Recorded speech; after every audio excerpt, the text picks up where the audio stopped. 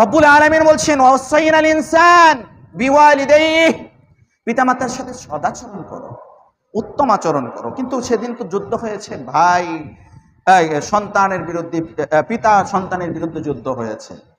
অথচ আল্লাহ রাব্বুল আলামিন বলছেন ওয়াসাইনাল ইনসান বিওয়ালিদাইহি, পিতামাতার সাথে সদাচরণ করো।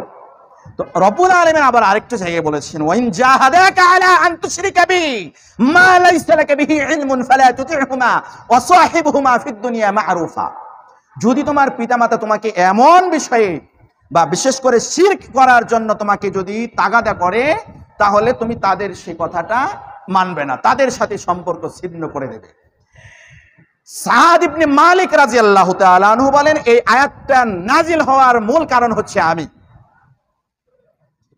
তিনি একজন সাহাবী, তার মা, যিনি সাদ ইবনে মালিক যখন ইসলামকে কবুল করেন, ইসলামকে কবুল করার পরে তিনি তার মার কাছে যান, মাকে বলছেন মা আমি ইসলামকে কবুল করেছি, আমি নবীকে মেনে নিয়েছি, রাসূলকে আমি মেনে নিয়েছি, আমি লা ইলাহা ইল্লাল্লাহ কালেমা গ্রহণ করেছি।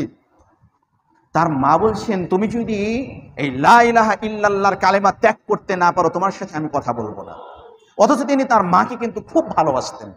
মাকে ভালোবাসেন না এরকম মানুষ কি এখানে আছেন? মাকে ভালোবাসে না এরকম মানুষ আছে খুব কম। তো তিনি তার মাকে খুবই ভালোবাসতেন, মাকে খেদমত করতেন। তার মা বৃদ্ধ হয়ে গিয়েছিলেন। তো তিনি বলছেন যে আমি আমার মাকে খুবই ভালোবাসতাম। তো আমার মা যখন আমি ইসলামকে কবুল করেছি, তখন আমার মা আমাকে বলছেন যে তুমি যদি ইসলামকে ত্যাগ না করো, নবীকে ত্যাগ না করো, লা ইলাহা ইল্লাল্লাহ যদি পরিহার না করো, তাহলে তোমার সাথে আমি কোনো কথা বলবো না, তোমার সাথে আমি সম্পর্ক রাখবো না, আমি খাবার দাবার সবকিছু বন্ধ করে দেব। এরকম অবস্থায় তিনি দেখলেন যে তার মা দুর্বল হয়ে গিয়েছে, একদিন দুই দিন না খেয়ে থেকে থেকে তিনি দুর্বল হয়ে গিয়েছে। তো আল্লাহ রাব্বুল আলামিন আয়াত নাজিল করে দিলেন ওয়াইন জাহাদাকা আলা আন তুশরিকা বি মা লাইসা লাকা বিহি ইলমুন ফালা তুতি'হুমা ওয়া সাহিবহুমা ফিদ দুনিয়া মা'রুফা। তোমার পিতামাতা যদি তোমাকে এমন বিষয়ে আদেশ করে যেটা শিরক হয়ে যাবে, এরকম বিষয় তুমি মানবা না।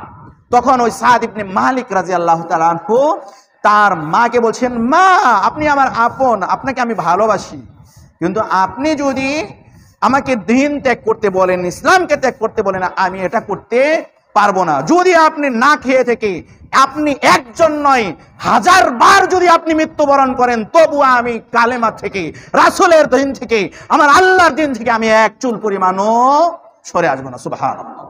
আল্লাহ রাব্বুল আলামিন আয়াত নাযিল করে দিয়েছেন, দেখছেন? সুবহানাল্লাহ।